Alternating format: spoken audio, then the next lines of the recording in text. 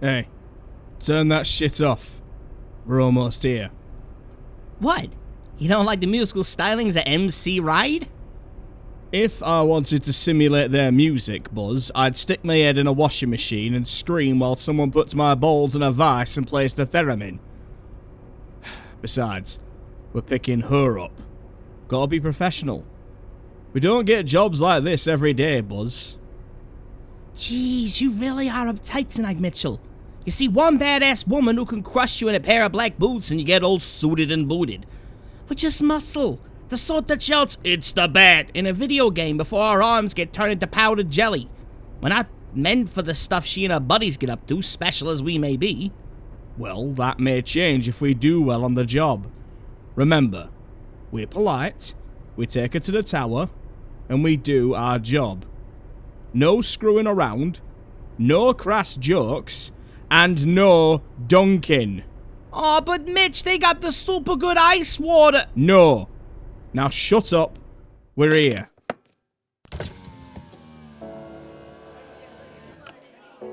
Welcome to the hotel, nurse gentlemen. Are you here on business or pleasure? Depends what kind of pleasure you're offering. Ow! Business. Here to pick up the client on floor 16, cul-de-sac. Should be in the lobby by now. Ah, of course. Please park up and I'll inform her of your arrival.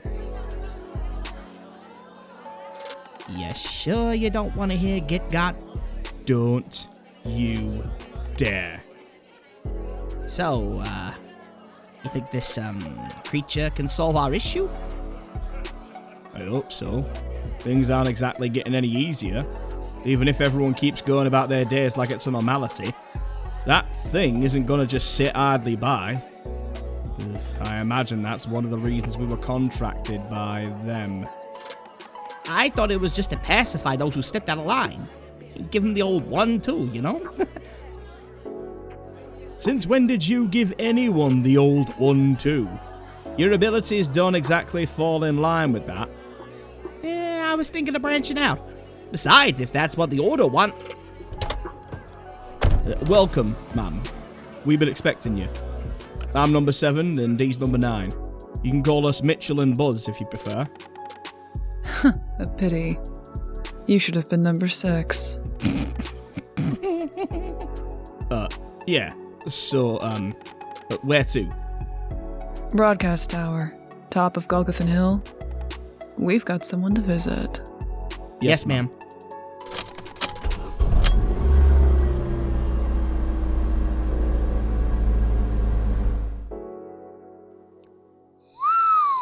Damn, this place sure has gone to hell. How long's it been? 6 months? A year? 15 months.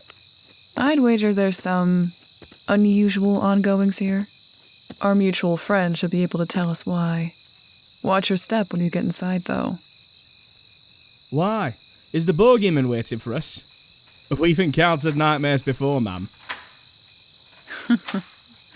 Well, good. Because this one wears janitor overalls and uses purple crayon to kill their prey. Purple crayons? She's serious? Shut up and keep moving. Jesus. I've heard of killing with a pencil, but... Jesus. What is there, big rats around here or something? Rats, or something that has sapiency and a taste for big burly man meat. Well, why'd you have to say man meat?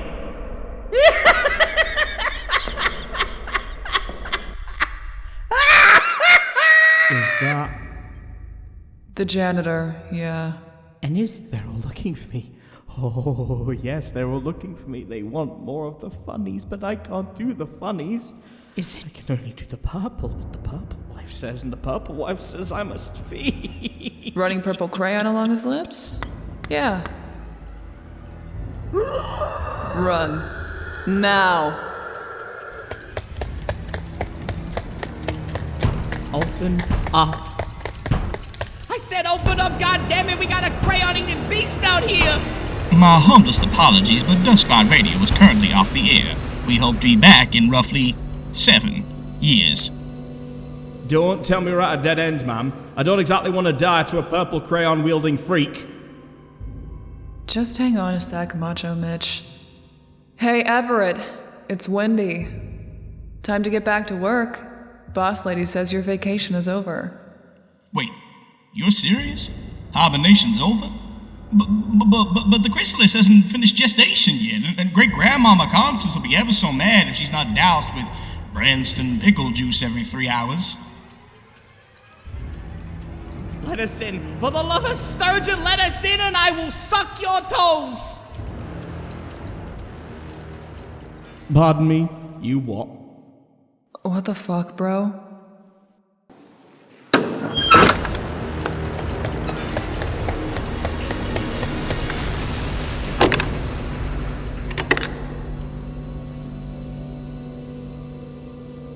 Well, I guess I know how the janitor has been surviving all this time.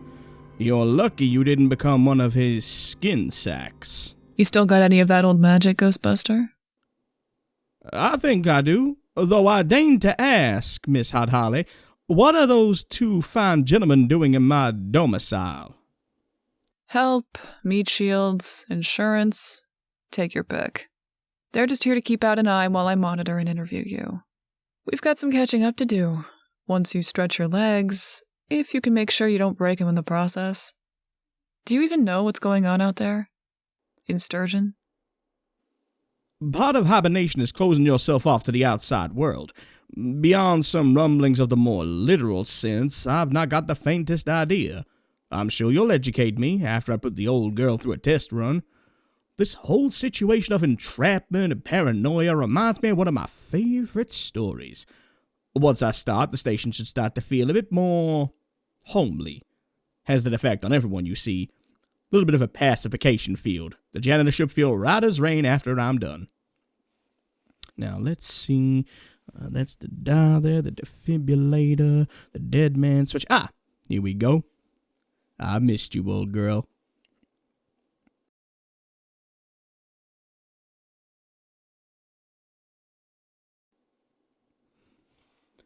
Most heartfelt greetings and salutations, ladies and gentledems.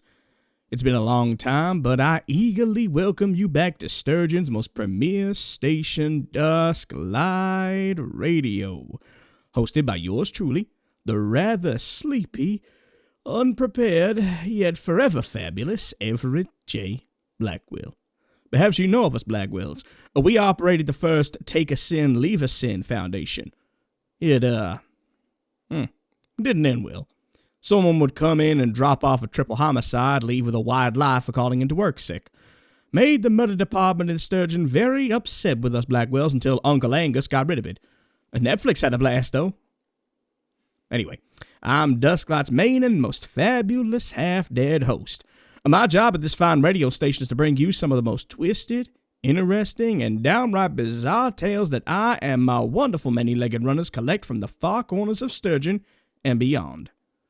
Some of them will make you laugh, some will make you cry, and some will probably have you wondering how long Dusklight is back for this time. Hopefully a long one, but who knows. I would tell you a longer tale, but I'm still shaking off the cobwebs. You understand. Our story this evening comes to us from the far-off year of 1917, entitled The Tomb by cosmic literary great H.P. Lovecraft. This is one of his earliest forays into the darkness that lurks below, and it's a beautiful slow burn that thankfully only involves the paranormal kind of horror, rather than the, other one he's kind of known for. Special thanks must be given first to Mandy Mo for rendering yours truly in the beauteous image you see when you look at our page. We must give thanks to Cryo Chamber for any of their ambient music. You can check it out at their YouTube page. And we must thank the wonderful site Pixel Bay and Midjourney for their endless compendium of photos to use. Our cast today features our eldritch horror wielding a purple crayon of decimation, TJ Lee, once we can actually subdue him long enough to narrate. All hail his janitorial wisdom. Joining us with some guest vocals is the fantabulous, mystical, and effervescent spirit voices, good friend of the channel, even better voice actor. Please go and check them out when you get a chance. And of course, lest we forget, some of the music you may hear in our videos is provided by the Dark Somnium with gracious thanks. With that, The sun has set and dusk has crawled into the studio once more. Whether you're working, prepping to sleep, or evading the formless void that will one day consume us all, Blackwell is here to soothe your ears and captivate your soul. Now, close your eyes and take a deep breath. The scene has been set and the light is on. It's time to walk towards it.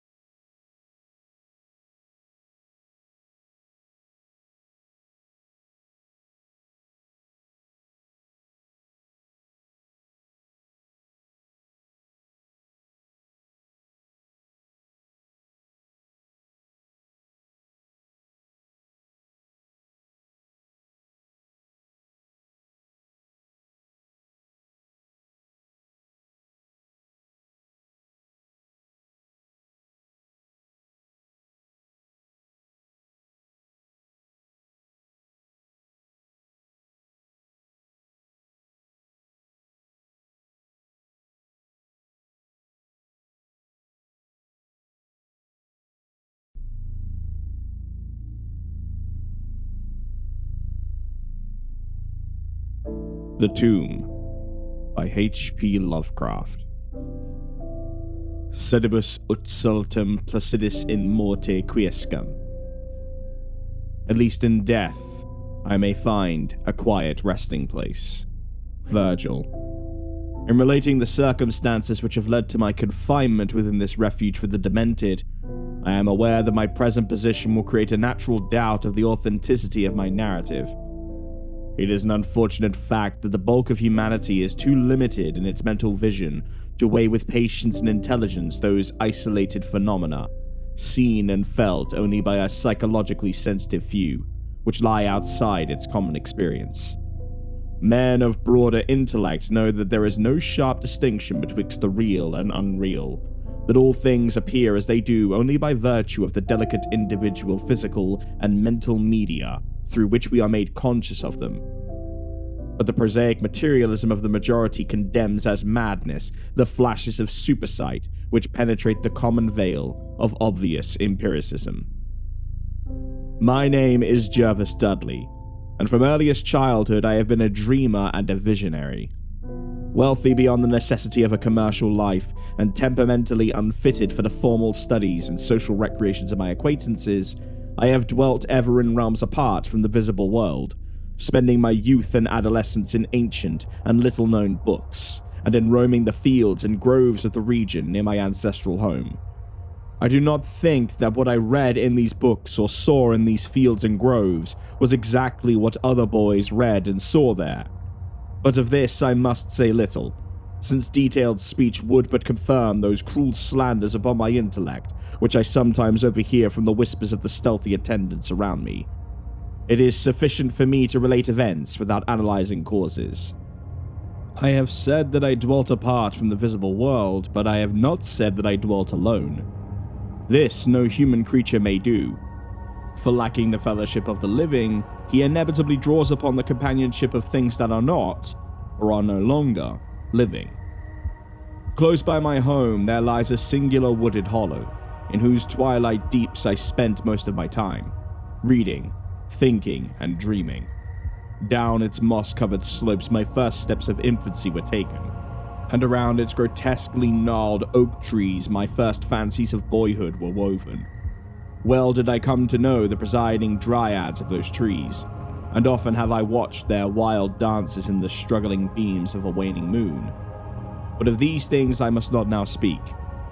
I will tell only of the lone tomb in the darkest of the hillside thickets, the deserted tomb of the Hydes, an old and exalted family whose last direct descendant had been laid within its black recesses many decades before my birth. The vault to which I refer is of ancient granite, weathered and discolored by the mists and dampness of generations. Excavated back into the hillside, the structure is visible only at the entrance.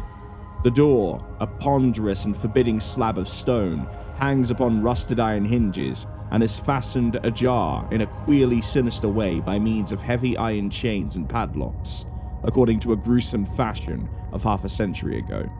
The abode of the race whose scions are here inurned had once crowned the declivity which holds the tomb, but had long since fallen victim to the flames which sprang up from a disastrous stroke of lightning. Of the midnight storm which destroyed this gloomy mansion, the older inhabitants of the region sometimes speak in hushed and uneasy voices, alluding to what they call divine wrath, in a manner that in later years vaguely increased the always strong fascination which I felt for the forest-darkened sepulchre. One man only had perished in the fire. When the last of the hides was buried in this place of shade and stillness, the sad urnful of ashes had come from a distant land, to which the family had prepared when the mansion had burned down. No one remains to lay flowers before the granite portal, and few care to brave the depressing shadows which seem to linger strangely about the water-worn stones. I shall never forget the afternoon when I first stumbled upon the half-hidden house of death. It was in midsummer, when the alchemy of nature transmutes the sylvan landscape to one vivid and almost homogeneous mass of green, when the senses are well-nigh intoxicated with the surging seas of moist verdure and the subtly indefinable odors of the soil and the vegetation. In such surroundings, the mind loses its perspective. Time and space become trivial and unreal, and echoes of a forgotten prehistoric past beat insistently upon the enthralled consciousness. All day I had been wandering through the mystic groves of the Hollow, thinking thoughts I need not discuss, and conversing with things I need not name. In years a child of 10, I had seen and heard many wonders unknown to the throng, and was oddly aged in certain respects. When, upon forcing my way between two savage clumps of briars, I suddenly encountered the entrance of the vault, I had no knowledge of what I had discovered. The dark blocks of granite, the doors so curiously ajar, and the funereal carvings above the arch aroused in me no associations of mournful or terrible character. Of graves and tombs I knew and imagined much, but had on account of my peculiar temperament been kept from all personal contact with churchyards and cemeteries. The strange stone house on the woodland slope was to me only a source of interest and speculation, and its cold, damp interior, into which I vainly peered through the aperture so tantalizingly left, contained for me no hint of death or decay. But in that instant of curiosity was born the madly unreasoning desire which has brought me to this hell of confinement. Spurred on by a voice which must have come from the hideous soul of the forest, I resolved to enter the beckoning gloom in spite of the ponderous chains which barred my passage. In the waning light of day, I alternately rattled the rusty impediments with a view to throwing wide the stone door, an essay to squeeze my slight form through the space already provided, but neither plan met with success. At first curious, I was now frantic, and when in the thickening twilight I returned to my home, I had sworn to the 100 gods of the grove that at any cost, I would someday force an entrance to the black, chilly depths that seemed calling out to me. The physician with the iron-grey beard who comes each day to my room once told a visitor that this decision marked the beginning of a pitiful monomania, but I will leave final judgment to my readers when they shall have learnt all. The months following my discovery were spent in futile attempts to force the complicated padlock of the slightly open vault, and in carefully guarded inquiries regarding the nature and history of the structure. With the traditionally receptive ears of the small boy, I learned much, though an habitual secretiveness caused me to tell no one of my information or my resolve. It is perhaps worth mentioning that I was not at all surprised or terrified on learning of the nature of the vault. My rather original ideas regarding life and death had caused me to associate the cold clay with the breathing body in a vague fashion, and I felt that the great and sinister family of the burned-down mansion was in some way represented within the stone space I sought to explore. Mumbled tales of the weird rites and godless revels of bygone years in the ancient hall gave to me a new and potent interest in the tomb, before whose door I would sit for hours at a time each day. Once I thrust a candle within the nearly closed entrance, but could see nothing save a flight of damp stone steps leading downward. The odor of the place repelled yet bewitched me. I felt I had known it before, in a past remote beyond all recollection, beyond even my tendency of the body I now possess. The year after I first beheld the tomb, I stumbled upon a worm-eaten translation of Plutarch's Lives in the book-filled attic of my home. Reading the life of Theseus, I was much impressed by that passage telling of the great stone beneath which the boyish hero was to find his tokens of destiny whenever he should become old enough to lift its enormous weight. This legend had the effect of dispelling my keenest impatience to enter the vault, for it made me feel that the time was not yet ripe. Later, I told myself, I should grow to a strength and ingenuity which might enable me to unfasten the heavily chained door with ease. But until then, I would do better by conforming to what seemed to be the will of fate. Accordingly, my watches by the dank portal became less persistent, and much of my time was spent in other, though equally strange pursuits. I would sometimes rise very quietly in the night, stealing out to walk in those churchyards and places of burial from which I had been kept by my parents. What I did there, I may not say, for I am now not sure of the reality of certain things.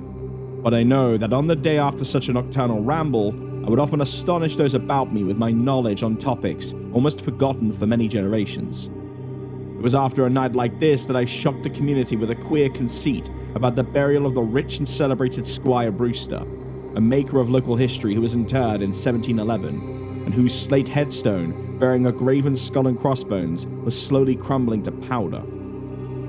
In a moment of childish imagination, I vowed not only that the undertaker, Goodman Simpson, had stolen the silver-buckled shoes, silken hose, and satin small clothes of the deceased before burial, but that the squire himself, not fully inanimate, had turned twice in his mound-covered coffin on the day after interment.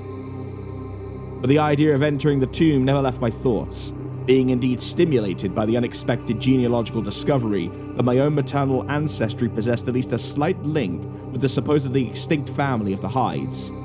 Last of my paternal race, I was likewise the last of this older and more mysterious line. I began to feel that the tomb was mine, and to look forward with hot eagerness to the time when I might pass within that stone door and down those slimy stone steps in the dark. I now formed the habit of listening very intently at the slightly open portal, choosing my favorite hours of midnight stillness for the odd vigil. By the time I came of age, I had made a small clearing in the thicket before the mold-stained facade of the hillside, allowing the surrounding vegetation to encircle and overhang the space like the walls and roof of a sylvan bower. This bower was my temple, the fastened door my shrine, and here I would lie, outstretched on the mossy ground, thinking strange thoughts and dreaming strange dreams. The night of the first revelation was a sultry one. I must have fallen asleep from fatigue, for it was with a distinct sense of awakening that I heard the voices. Of those tones and accents I hesitate to speak. Of their quality I will not speak, but I may say that they presented certain uncanny differences in vocabulary, pronunciation, and mode of utterance. Every shade of New England dialect, from the uncouth syllables of the Puritan colonists to the precise rhetoric of 50 years ago, seemed represented in that shadowy colloquy, though it was only later that I noticed the fact. At the time, indeed, my attention was distracted from this matter by another phenomenon, a phenomenon so fleeting that I could not take oath upon its reality. I barely fancied that, as I awoke, a light had been hurriedly extinguished within the sunken sepulchre. I do not think I was either astounded or panic-stricken, but I know that I was greatly and permanently changed that night. Upon returning home, I went with much directness to a rotting chest in the attic, wherein I found the key which next day unlocked with ease the barrier I had so long stormed in vain. It was in the soft glow of late afternoon that I first entered the vault on the abandoned slope. A spell was upon me, and my heart leaped with an exultation I can but ill describe. As I closed the door behind me and descended the dripping steps by the light of my lone candle, I seemed to know the way, and though the candle sputtered with the stifling reek of the place, I felt singularly at home in the musty charnel house air. Looking about me, I beheld many marble slabs bearing coffins, or the remains of coffins. Some of these were sealed and intact, but others had nearly vanished, leaving the silver handles and plates isolated amidst certain curious heaps of whitish dust. Upon one plate, I read the name of Sir Geoffrey Hyde, who had come from Sussex in 1640 and died here a few years later. In a conspicuous alcove was one fairly well-preserved and untenanted casket, adorned with a single name which brought to me both a smile and a shudder. An odd impulse caused me to climb upon the broad slab, extinguish my candle, and lie down within the vacant box. In the grey light of dawn, I staggered from the vault and locked the chain of the door behind me. I was no longer a young man, though but 21 winters had chilled my bodily frame. Early rising villagers who observed my homeward progress looked at me strangely and marveled at the signs of ribald revelry which they saw in one whose life was known to be sober and solitary. I did not appear before my parents till after a long and refreshing sleep. Henceforward I haunted the tomb each night, seeing, hearing, and doing things I must never reveal. My speech, always susceptible to environmental influences, was the first thing to succumb to the change, and my suddenly acquired archaism of diction was soon remarked upon. Later, a queer boldness and recklessness came into my demeanor, till I unconsciously grew to possess the bearing of a man of the world, despite my lifelong seclusion. My formerly silent tongue waxed voluble with the easy grace of a Chesterfield, or the godless cynicism of a Rochester. I displayed a peculiar erudition utterly unlike the fantastic, monkish lore over which I had pored in youth, and covered the fly-leaves of my books with facile impromptu epigrams, which brought up suggestions of Gay, Prior, and the sprightliest of Augustan wits and rimesters. One morning at breakfast I came close to disaster by declaiming in palpably licorice accents and a fusion of 18th century bacchanalian mirth, a bit of Georgian playfulness never recorded in a book, which ran something like this. Come hither, my lads, with your tankards of ale, and drink to the present before it shall fail. Pile each on your platter a mountain of beef, for 'tis eating and drinking that brings us relief. So fill up your glass, for life soon will pass. When you're dead, you'll never drink to your king or to your lass. And a crayon had a red nose, so they say, but what's a red nose if you're happy and gay? God split me, I'd rather be red whilst I'm here, than white as a lily and dead half a year. So Betty, my miss, come give me a kiss, in hell there's no innkeeper's daughter like this. Young Harry, propped up just as straight as he's able, will soon lose his wig and slip under the table. But fill up your goblets and pass them around. Better under the table than under the ground. So revel and chaff as ye thirstily quaff. Under 6 feet of dirt 'tis easy to laugh. The fiend struck me blue, I'm scarce able to walk, and damn me if I can stand upright or talk. Here, landlord, bid Betty to summon a chair. I'll try home for a while, for my wife is not there. So lend me a hand, I'm not able to stand, but I'm gay whilst I linger on top of the land. About this time I conceived my present fear of fire and thunderstorms. Previously indifferent to such things, I have now an unspeakable horror of them, and would retire to the innermost recesses of the house whenever the heavens threatened an electrical display. A favourite haunt of mine during the day was the ruined cellar of the mansion that had burned down, and in fancy I would picture the structure as it had been in its prime. On one occasion I startled a villager by leading him confidently to a shallow sub-cellar, of whose existence I seemed to know in spite of the fact that it had been unseen and forgotten for many generations. At last came that which I had long feared. My parents, alarmed at the altered manner and appearance of their only son, commenced to exert over my movements a kindly espionage which threatened to result in disaster. I had told no one of my visits to the tomb, having guarded my secret purpose with religious zeal since childhood. But now I was forced to exercise care in threading the mazes of the wooded hollow, that I might throw off a possible pursuer. My key to the vault I kept suspended from a cord around my neck, its presence known only to me. I never carried out of the sepulchre any of the things I came upon whilst within its walls. One morning, as I emerged from the damp tomb and fastened the chain of the portal with none too steady hand, I beheld in an adjacent thicket the dreaded face of a watcher. Surely the end was near, for my bowel was discovered, and the objective of my nocturnal journeys revealed. The man did not accost me, so I hastened home in an effort to overhear what he might report to my careworn father. Were my sojourns beyond the chained door about to be proclaimed to the world? Imagine my delighted astonishment on hearing the spy inform my parent in a cautious whisper that I had spent the night in the bower outside the tomb, my sleep-filmed eyes fixed upon the crevice where the padlocked portal stood ajar. By what miracle had the watcher been thus deluded? I was now convinced that a supernatural agency protected me. Made bold by this heaven-sent circumstance, I began to presume perfect openness in going to the vault, confident that no one could witness my entrance. For a week I tasted to the full the joys of that charnel conviviality which I must not describe, when the thing happened, and I was borne away to this accursed abode of sorrow and monotony. I should not have ventured out that night, for the taint of thunder was in the clouds, and a hellish phosphorescence rose from the rank swamp at the bottom of the hollow. The Call of the Dead, too, was different. Instead of the hillside tomb, it was the charred cellar on the crest of the slope whose presiding daemon beckoned me with unseen fingers. As I emerged from an intervening grove upon the plain before the ruin, I beheld in the misty moonlight a thing I had always vaguely expected. The mansion, gone for a century, once more reared its stately height to the raptured vision, every window ablaze with the splendor of many candles. Up the long drive rolled the coaches of the Boston gentry, whilst on foot came a numerous assemblage of powdered exquisites from the neighboring mansions. With this throng I mingled, though I knew I belonged with the hosts rather than with the guests. Inside the hall were music, laughter, and wine on every hand.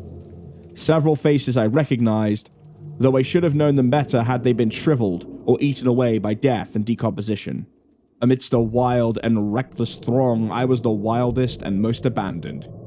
Gay blasphemy poured in torrents from my lips, and in my shocking sallies I heeded no law of God, man, or nature. Suddenly, a peal of thunder, resonant even from the din of the swinish revelry, clave the very roof and laid a hush of fear upon the boisterous company. Red tongues of flame and searing gusts of heat engulfed the house, and the roisterers, struck with terror at the descent of a calamity which seemed to transcend the bounds of unguided nature, fled shrieking into the night. I alone remained, riveted to my seat by a groveling fear which I had never felt before. And then a second horror took possession of my soul. Burnt alive to ashes, my body dispersed by the four winds, I might never lie in the tomb of the Hydes. Was not my coffin prepared for me? Had I not a right to rest till eternity amongst the descendants of Sir Geoffrey Hyde? I would claim my heritage of death, even though my soul goes seeking through the ages for another corporeal tenement to represent it on that vacant slab in the alcove of the vault.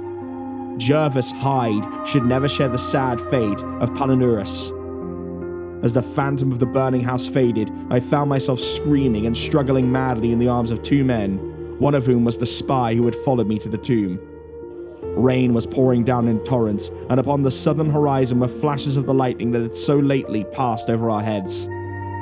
My father, his face lined with sorrow, stood by as I shouted my demands to be laid within the tomb, frequently admonishing my captors to treat me as gently as they could. A blackened circle on the floor of the ruined cellar told of a violent stroke from the heavens, and from this spot, a group of curious villagers with lanterns were prying a small box of antique workmanship which the thunderbolt had brought to light. Ceasing my futile and now objectless writhing, I watched the spectators as they viewed the treasure trove, and was permitted to share in their discoveries.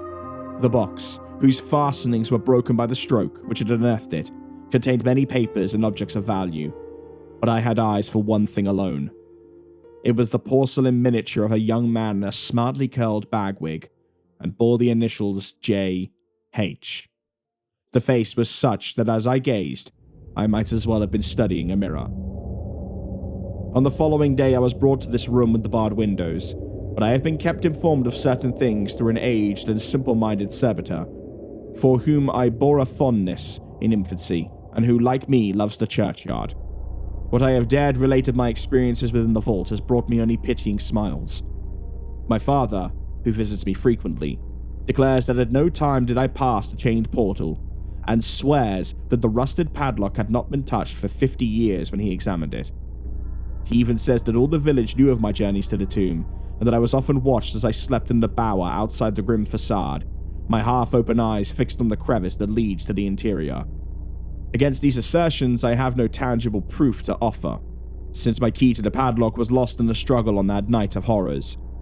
The strange things of the past which I learned during those nocturnal meetings with the dead he dismisses as the fruits of my lifelong and omnivorous browsing amongst the ancient volumes of the family library. Had it not been for my old servant Hiram, I should have by this time become quite convinced of my madness. But Hiram, loyal to the last, has held faith in me, and has done that which impels me to make public at least a part of my story. A week ago, he burst open the lock which chains the door of the tomb perpetually ajar, and descended with a lantern into the murky depths. on a slab in an alcove, he found an old but empty coffin whose tarnished plate bears the single word, Jervis. In that coffin and in that vault, they have promised me I shall be buried.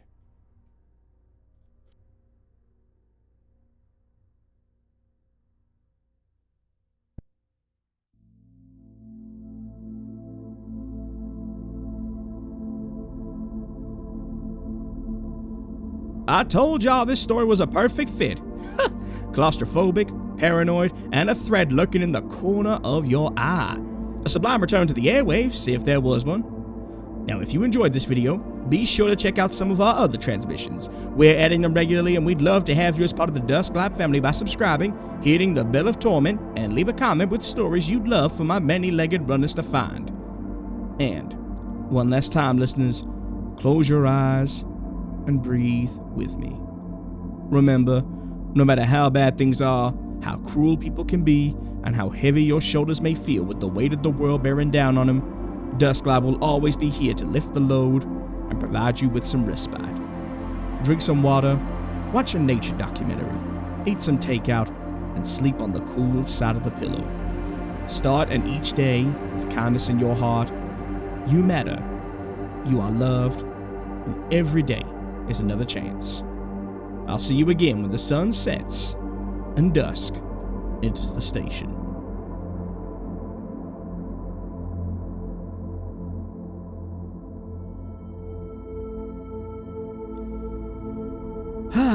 There. With that, things should return back to normal in no time. Just gotta keep this up for a while. No biggie. Oh, Everett, my favorite stepson of the Munsters. There's a biggie. Do you know why I was brought here? Why we woke you up? I assume it's not to see my beautiful pearly whites, my shimmering skull, or my dulcet tones. No, Papyrus. Look out the fucking window. Oh. Oh my. Yep, that's right. You talked about a dark cloud coming over to Sturgeon, right? Well, it's here. And it's hungry for black wild blood. Well. Fuck.